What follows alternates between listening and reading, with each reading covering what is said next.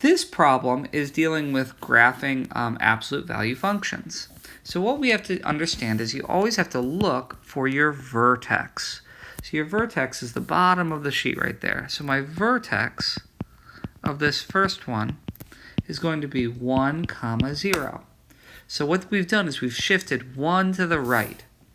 Okay, well, whenever you go left and right, basically when you have your function, we have y equals the absolute value of something. That's what this makes this V shape.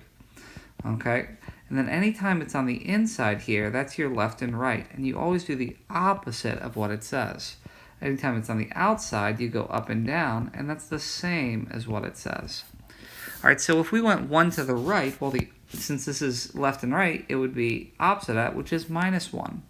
Now notice there's no up and down shift, so we don't need to put anything on the outside. So that's why this first graph is going to be y equals the absolute value of x minus 1, because it's the opposite of right 1, which would be -1. All right, now let's do this next one. Well, this one, if you notice, this vertex has been shifted down 1. Okay, so that vertex will be 0, -1. All right, so this is going to be on the outside, okay, because you're going up and down, and you do what it says. So if it's down 1, you're going to go -1. So that's why this graph. Now the other thing I want to point out, do you see how this V went upwards, but this V is going downwards? So that also tells you you're going to have a negative slope. Okay, so that's where the negative comes from, and then it's going to go down 1, so that would be this one right here.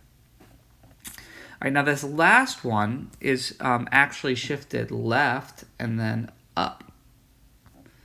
Okay, so we have 2 shifts. So first, let's do the inside one.